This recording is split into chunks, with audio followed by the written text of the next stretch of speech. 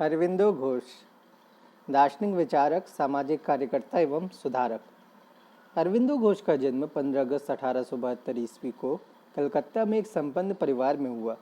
उनके पिता का नाम डॉक्टर कृष्णधन घोष कलकत्ता के प्रसिद्ध सिविल सर्जन थे वो, और उन्होंने इंग्लैंड में चिकित्सा शास्त्र पर अध्ययन किया था।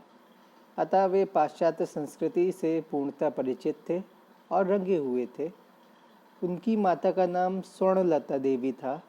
अरविंदो को सर्वप्रथम दार्जिलिंग के आइडिश ईसाई स्कूल में पढ़ने के लिए भेजा गया और 1879 ईस्वी में जब वे 7 वर्ष के थे, उनके पिता उन्हें इंग्लैंड ले गए।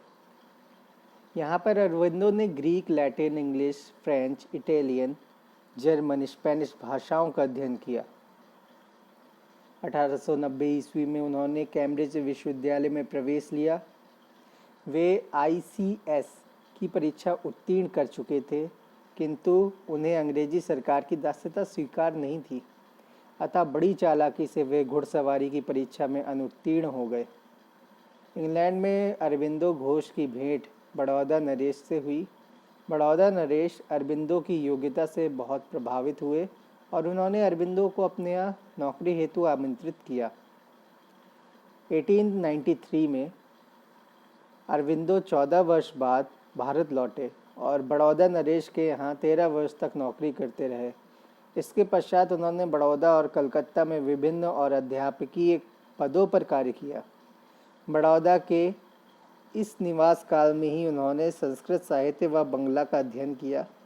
1905 ईस्वी में बंग भंग आंदोलन में वे पूरी तरह राजनीति में आ गए।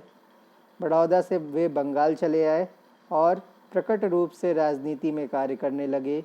इस समय तक वह अखिल भारतीय स्तर के नेता हो चुके थे। गरम दल का नेतृत्व कर रहे थे। 1908 ईस्वी में अरविंदो को गिरफ्तार कर लिया गया, अलीपुर जेल में रखा गया।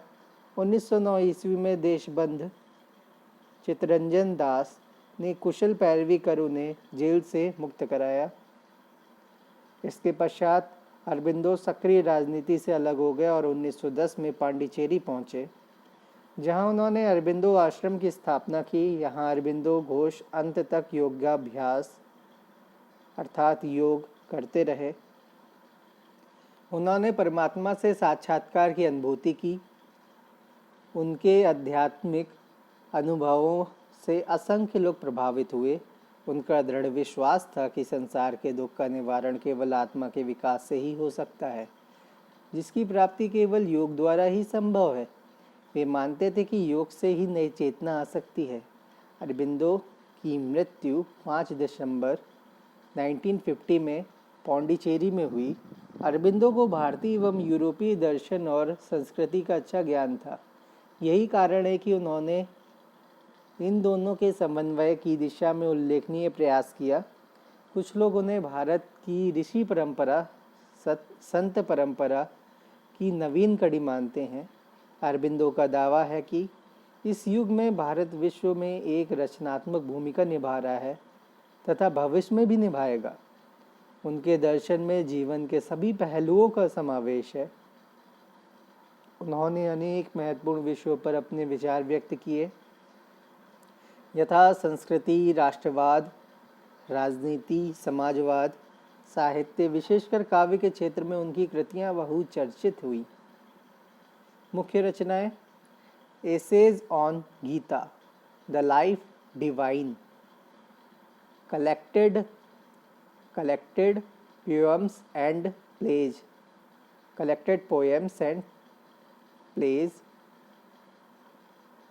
The Synthesis of Yoga, The Human Cycle, The Ideal of Human Unity, A Legend and a Symbol, On the Veda। इनकी प्रमुख रचनाएं थीं। इसको हम पुनः देखते हैं। प्रमुख रचनाएं थीं essays on Gita, the life divine, collected poems and plays, the synthesis of yoga, the human cycle, the ideal of human unity, a legend and a symbol, on the Veda इत्यादि।